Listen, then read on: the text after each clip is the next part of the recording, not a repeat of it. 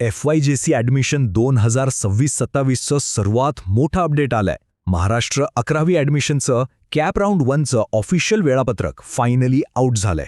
आजच्या या एक्सप्लेनरमध्ये आपण या पूर्ण शेड्यूलचं एकदम डिटेलमध्ये पोस्टमार्टम करणार आहोत, जेणेकरून कोणाचंही नुकसान होणार नाहीये. चला तर मग सुरू करूया. आता सर्वात मोठा आणि गंभीर प्रश्न हा आहे की कॅप राऊंड 1मध्ये आपलं ॲडमिशन कॅन्सल होण्यापासून कसं वाचवायचं.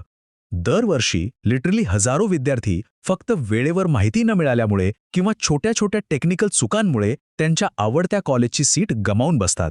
या डेंजरस चुका कशा टाळायच्या हे एक्सप्लेनर तुमच्यासाठी एक परफेक्ट रोडमॅप ठरणार आहे, जिथे तारखांपासून ते कॉलेजमध्ये ॲडमिशन कन्फर्म करण्यापर्यंतची प्रत्येक स्टेप आपण एकदम सोप्या भाषेत डिकोड करणार आहोत.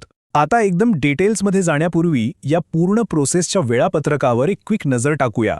ही प्रोसेस एकदम सुपर फास्ट स्पीडने चालणार आहे. 21 आणि 22 मे रजिस्ट्रेशन आणि प्रेफरन्सेस भरण्याची वेळ. 23 ते 26 मे सिस्टीम थ्रू अलॉटमेंट प्रोसेस. 26 मे तुमचा रिझल्ट डे आणि 26 ते 28 मे अलॉट झालेल्या कॉलेजमध्ये जाऊन ॲडमिशन कन्फर्म करण्याची धावपळ. हे बघा, या तारखा आत्ताच्या आता कॅलेंडरमध्ये मार्क करून ठेवा. Section 1 form filling important dates, the first major hurdle. आता या स्ट्रिक्ट वेळेकडे जरा लक्ष द्या. 21 मे सकाळी बरोबर 8 वाजता रजिस्ट्रेशन पोर्टल ओपन होईल आणि 22 मे संध्याकाळी 6 वाजता पूर्णपणे लॉक होऊन जाईल. म्हणजे फॉर्म भरण्यासाठी किंवा अपडेट करण्यासाठी फक्त 1.5 दिवसाचा, फक्त 1.5 दिवसाचा अत्यंत लिमिटेड वेळ आहे. या डेडलाईननंतर पोर्टल कोणताही नवीन फॉर्म ॲक्सेप्ट करणार नाहीये. लास्ट मिनिट सर्व्हर क्रॅशचं रिस्क नकोय ना, मग पहिल्याच दिवशी हे काम कंप्लीट करणं हीच सर्वात सेफ स्ट्रॅटेजी आहे. या दिलेल्या वेळात नेमकं काय करायचंय? स्टेप 1 नवीन विद्यार्थ्यांना रजिस्ट्रेशन करायचंय आणि जुन्या विद्यार्थ्यांना त्यांच्या पार्ट 1 फॉर्ममध्ये काही करेक्शन्स असतील तर ते करायचेत.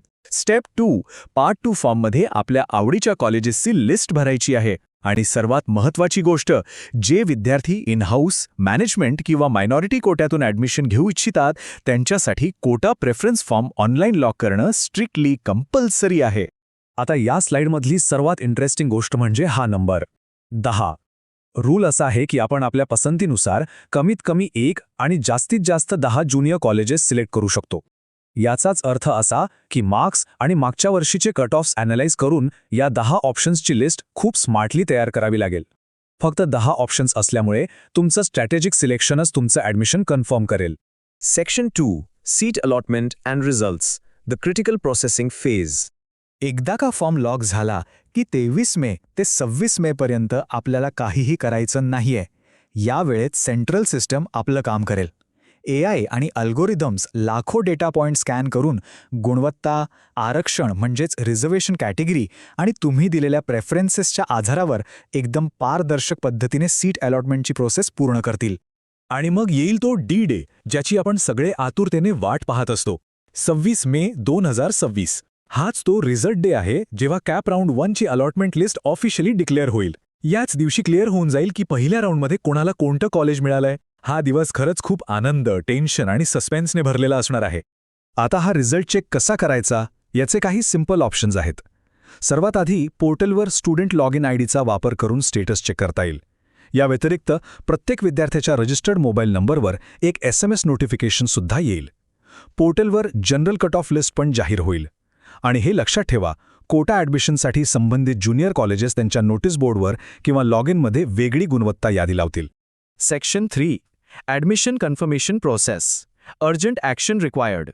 तर खरा मुद्दा हा आहे की कॉलेज अलॉट झाल्यानंतर खरी धावपळ सुरू होते. ॲडमिशन कन्फर्म करण्यासाठी 26 मे ते 28 मे म्हणजेच फक्त 2 ते 3 दिवसांचा अत्यंत लिमिटेड वेळ मिळेल. याच डेडलाईनच्या आत अलॉट झालेल्या कॉलेजमध्ये प्रत्यक्ष जाऊन म्हणजेच फिजिकली जाऊन ही पूर्ण प्रोसेस संपवावी लागेल. जर यात थोडा जरी उशीर झाला ना तर मिळालेली सीट ऑटोमॅटिकली कॅन्सल होऊ शकते. कोणत्याही गोंधळाशिवाय ॲडमिशन कंप्लीट करण्यासाठी ही एक क्लिअर चेकलिस्ट लक्षात ठेवा.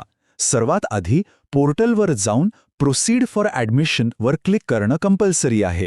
त्यानंतर सर्व ओरिजिनल डॉक्युमेंट्स घेऊन त्या कॉलेजमध्ये फिजिकली जावं लागेल. तिथे तुमच्या डॉक्युमेंट्सची व्हेरिफिकेशन होईल आणि शेवटी ठरलेली फी भरून ॲडमिशन परमनंटली लॉक करावं लागेल.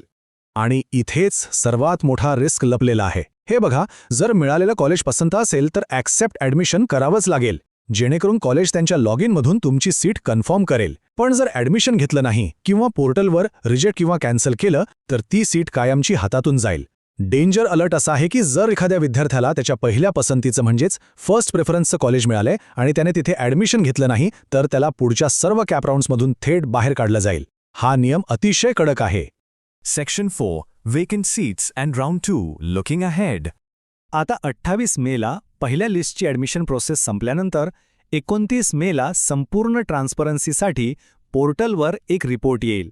यामध्ये एकदम क्लिअर सांगितलं जाईल की कोणत्या कॉलेजमध्ये किती सीट्स फुल झाल्या आहेत आणि किती सीट्स व्हॅकेंट म्हणजे रिक्त राहिल्या आहेत. राऊंड 2ची स्ट्रॅटेजी बनवण्यासाठी हा व्हॅकेन्सी डेटा तुमचा सर्वात महत्त्वाचा हत्यार ठरणार आहे. आणि याच्या लगेचच दुसऱ्या दिवशी म्हणजेच 30 मे 2026ला कॅप राऊंड 2चं ऑफिशियल शेड्यूल अनाऊन्स केलं जाईल. ज्या विद्यार्थ्यांना पहिल्या राऊंडमध्ये सीट मिळाली नाहीये त्यांच्यासाठी ही दुसरी मोठी संधी असेल.